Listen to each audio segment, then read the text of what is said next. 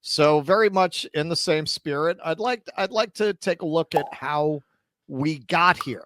How did we get to a place where Donald Trump is to enthusiastic applause declaring two genders? Well, things like this might have had something to do with it. Welcome to the White House. Thank you. Happy Pride Month. Happy Pride Year. Happy Pride Life. Yeah! Transgender children. You are beautiful. You are heard. You belong. You are understood. You are loved. And you belong. Some of the bravest and most inspiring people I've ever known. You're welcome. Good folks. Can we take a little video? Hi, Mr. President. It is an honor. Trans rights are human rights. Oh, it's a video. Oh, it's a video.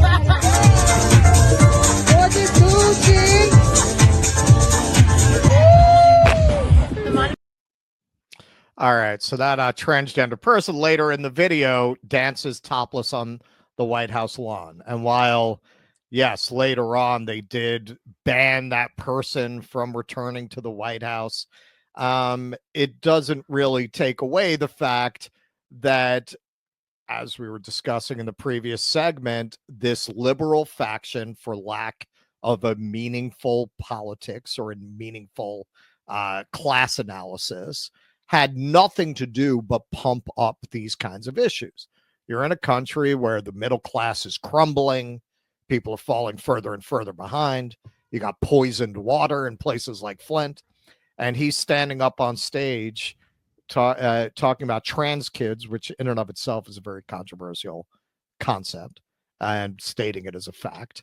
And describing trans people as the bravest people he knows. And how do you think that's going to play? Now, maybe you like that. Maybe you agree with that. Okay, that's your business, but I'm telling you, that is a big part of how we got to this. Do you want to say anything, Keaton? Yeah, I would just say, like we did in the DEI segment, it is easier, and as we got into with the immigration bit last show, it's a lot easier to package social progress as such when it comes part and parcel with economic progress and economic empowerment of working people. In other words, if we were to stop sanctioning countries south of the border, and we had good wages here and universal health care here, then the immigration problem would be mostly solved, because if we leave countries south of the border alone, you wouldn't have much flow of migrants up in the first place. And when some of them got here, as long as people felt secure in their economic position, there'd be a lot less resentment about they're going to come in here and get benefits that I don't get. Hey, it man, all has to be like what you said. Like I personally don't have a problem with a pride event at the White House. Pride months, pride events have been going on for generations. So whatever. That's more than a pride event. That was an event where he's embracing a very divisive form of gender ideology that I think was inappropriate for the president of the United States to be endorsing. And I think most people would feel that way watching that. It wasn't just a gay pride event. It was more than that. Even if it was a trans pride event, personally, I wouldn't care. I don't have an issue with it. But what I would say is, when you make a show of social progress and you have people, the majority of whom feel in a very precarious position, that is how you breed resentment. That is a stew for resentment. And that often manifests in dialing progress back, as we saw in the DEI segment. Now you have 60s era equal opportunity laws being rolled back, right? And now a lot of the Democrats are going to say, well, look what you did. Well, no, it's kind of look what you did. Exactly. Right? Exactly. It's kind of look what you did. Because you ran into a wall of economic equality and you were not willing to deal with that. And that puts people in a very difficult spot where, yes, when they see this show of diversity as moral virtue, they think to themselves, well, this is bullshit. It's they're one of the Trump flags that you'll see, and so like MAGA, fuck Biden. One of the early Trump flags in Trump t-shirts was no more bullshit. No more bullshit. That's what this That's what that refers to. This kind of stuff. You're trying to bullshit us into thinking that a more diverse and racially and sexually equitable society leads to our empowerment. We know that's bullshit. We know that Exactly. because we've gotten there more or Right. less, and we are still deep in debt. We're still sick. We can't go to the doctor. We're still eating garbage because it's the only food we can pay for.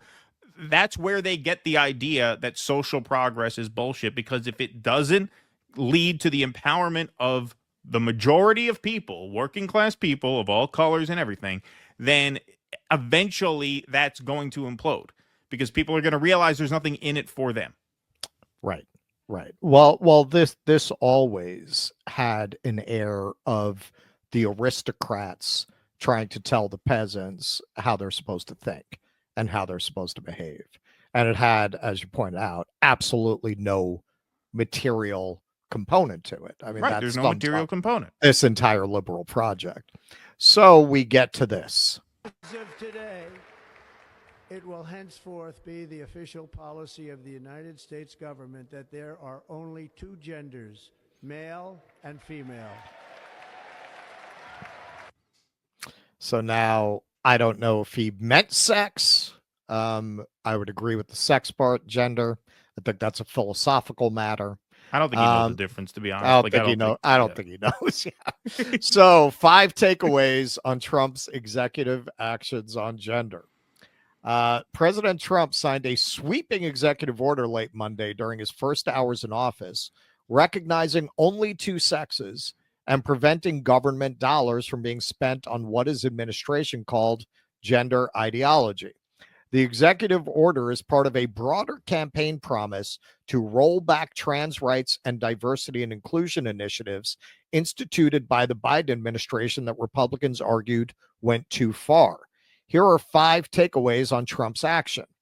Trump's executive order is sweeping and at times vague, posing some questions about how it will be implemented.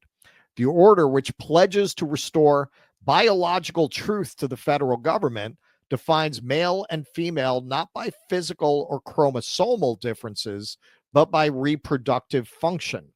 Federal agencies should use the term sex instead of gender, according to the order, and remove statements, policies, and communications that promote gender ideology, which it defines in part as an ever-shifting concept of self-assessed gender identity.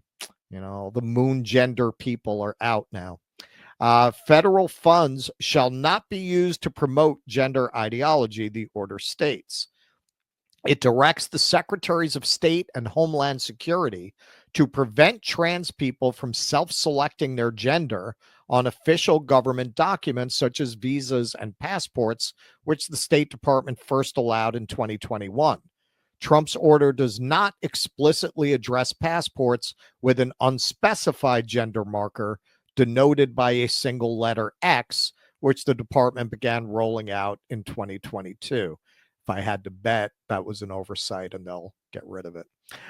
Monday's executive order also tasks the incoming Attorney General and Secretary of Homeland Security to bar transgender people from government-funded single-sex facilities that best align with their gender identity, including prisons, migrant housing, and domestic violence shelters.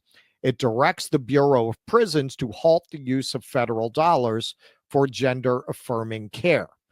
The order blocks okay, so I'm just going to address this very quickly. Again, as with DEI, this was what I personally was always worried would eventually happen.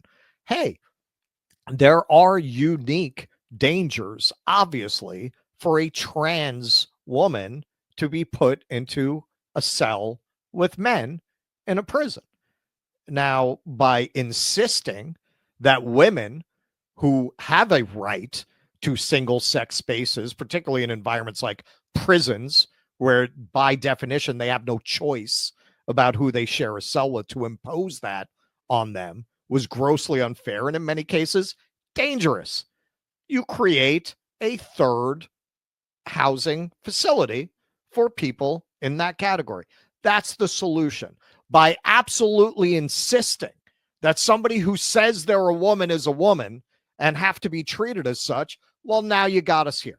Now you got us here where once again, those people are going to be the real victims of this religious fervor that many people brought to this subject. Now you've actually hurt the people that you claimed you were helping, because no, I don't think they should just be thrown into a cell with men.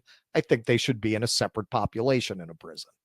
The order blocks requirements at government facilities and workplaces that transgender people be referred to using pronouns that match their gender identity, which Trump and administration officials have argued violates the First Amendment's freedom of speech and religion.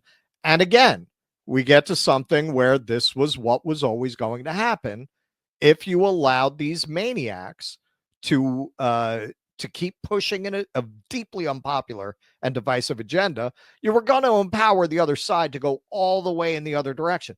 No, it is not a violation of the First Amendment to have certain rules in a workplace. It is a violation of the First Amendment to require it society-wide, to tell people in their personal lives they have to use pronouns. It is not a violation of the First Amendment within a workplace to say that you have to respect how the person identifies. But now here we are. Trump had pledged to recognize only two sexes, male and female, as president, and to prevent federal funds from being used to cover the costs of gender-affirming care for transgender inmates. On the campaign trail, Trump had also railed against the use of pronouns for individuals who are and who are not transgender. In an interview with Fox News' Laura Ingraham in July, Trump said, "I don't want pronouns," when asked for his own. Also, I don't see why federal workers can't use the N-word. That's a violation of their freedom of speech. I used it once. Oh my God, they made such a big deal out of it. Monday's order does not explicitly address access to gender-affirming care, which Trump has said he plans to heavily restrict. In 2022, Trump said he would ban transition-related care for minors, which I agree with, obviously, and hand down harsh penalties to individuals and institutions that administer care to children and adolescents younger than 18. He has also threatened federal funding for hospitals that provide such care. For the broadness of that, I would need more details. Does that mean a teen experiencing gender dysphoria can't be treated as such with therapy? That's going too far, as these people tend to do. But the general principle that minors have been undiagnosed, and certainly that any kind of medication or surgery should be off the table, in my opinion. Yeah, I mean, I think it's reasonable to obviously say you shouldn't put a kid under a knife for surgery and stuff. But, I've mentioned many times on the show, my cousin is a trans influencer out in LA. And the first time I met her, when she was a male, born a male, I was like 7 and she was like 4.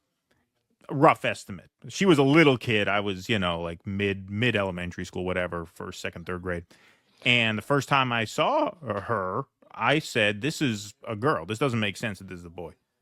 She was a boy, she was a male, but I said, "This doesn't." She looks like a girl. She talks like a girl. She acts like a girl. She just had the essence of a girl. I'm like, "What? This is a boy?" Like, I was legit, and I didn't know anything about any of this.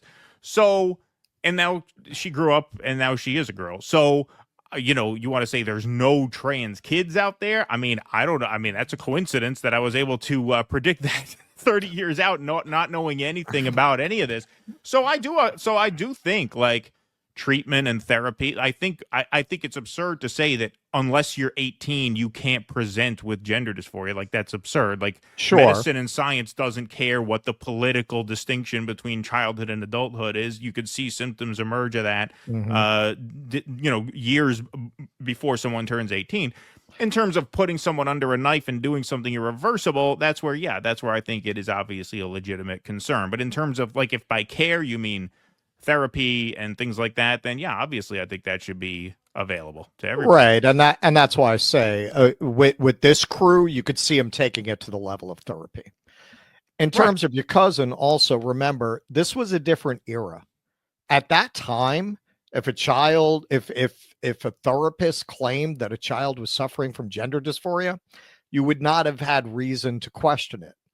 I understand that. Now that it has become this insanely overdiagnosed phenomena applied to autistic children and very often gay and lesbian children, that it's a different time. Like, you can't trust those diagnoses anymore. However, we essentially agree. Like, I would not want to see a world where children cannot be given therapy with a diagnosis of gender dysphoria. I think we need to get much more clear about what that means. Well, also, whether you can determine the legitimacy of a diagnosis or not, that, like, I don't think individual rights should be subject to the whims of cultural trends. Like, just because it may be but they are overdiagnosed. in the way they're being overdiagnosed. They are being subject to the whims of cultural trends. Well, but that's what I'm saying. Like, right now they are, right? Like, right now they are. Like, if you say, well, because we think this is a social contagion that's being overdiagnosed, that means we're going to ban these therapies. Well, you can't ban those therapies outright, because in that case, you're going to hurt people who have legitimate cases who need treatment for I that. agree. That's going too far. Right. So you have to figure out, what are the standards? What are the real standards of care? And what's very difficult about this is the industry has been so ideologically captured that it's hard to find who the people would be who are going to establish those standards fairly without bias in one direction or the other, without either overcorrecting or trying to continue the regime we have now, which is clearly not working. Right. I saw someone in the chat. So I want to. So someone in the chat said 7-year-old Keaton could diagnose gender dysphoria. BS. I didn't diagnose anything. I met my cousin when I was a kid, and I said, this doesn't seem like a boy. This does not seem like a male. This is a male, but I feel like I'm in the same room as a girl. Everything about her reads girl to me as a child. And so, as it turns out, that child would grow up and become a trans woman. So I'm saying, if I could sense that as a child, I didn't make a diagnosis. If I could sense that as a child, it must mean there's something there. Otherwise, that's just a pretty wild coincidence. It's pretty wild luck that I was able to sense that as a child, and then 30 years later, here we are. Like I said, I mean, that was a different time in terms of there was not a problem of overdiagnosis. I would also say, hey, man, I've known a lot of gay kids who read like they were the opposite gender, who grew up to be gay and lesbian. So there's that too. And that's part of, I think, what's been most horrific about this current age. Very different time from when your cousin was diagnosed. I think a lot of gays and lesbians got misdiagnosed and are going to suffer for that for the rest of their lives. That's totally possible. But like I said, I'm a theater kid too. I've been around a lot of gay kids too. It wasn't like this. It was different. That's all I can say. You're saying my personal experience. Like, it was different. I buy that. I mean, I am not one of those who says it doesn't exist. What I would say is it's extremely rare, much more rare than it's being diagnosed. Yes, I would agree with that. It's obviously being overdiagnosed. Now, I don't think there's much doubt about that. But I was just saying, like, if you're going to create policy and ban certain treatments and act as if it's not real, well, there's going to be collateral damage to that. Sure. I agree. Yeah. All right. So the order does not touch on transgender athletes in women's sports. That's a little surprising. I assume they're going to roll out something else for that, which Trump has long opposed and attempted to ban during his first term. During a town hall event in October, Trump said he would just ban trans athletes from girls and women's sports as president. Monday's executive order and other promised actions targeting transgender Americans will almost certainly face legal challenges in the months and years ahead. The American Civil Liberties Union, which frequently challenges anti-LGBTQ laws in court, had already pledged to sue the Trump administration wherever we can. In a statement late Monday, Lambda Legal, an LGBTQ civil rights organization, said it is similarly prepared to challenge Trump's orders. Executive orders relating to transgender rights issued during Trump's first term tended to use the word transgender. A 2017 order barring trans people from serving openly in the military, for example, uses the term on 7 separate occasions. Monday's order, despite its explicit and direct impact on transgender and gender nonconforming Americans, does not. It claims the Biden administration, by embracing gender identity as a fundamental and protected characteristic, permitted, quote, the false claim that males can identify as and thus become women and vice versa.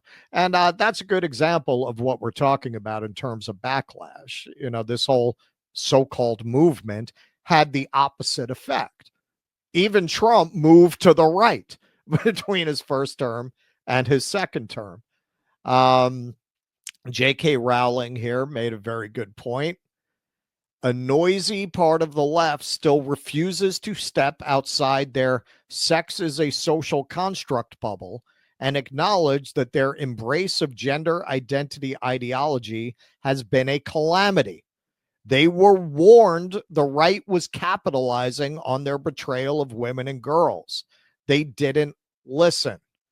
And this is, she's responding to an article here that was in the Free Press where the author here writes, it's a huge failure of the left progressives that the material reality of sex had to be confirmed by Trump. So now these are the kinds of wackos that you've mainstreamed now.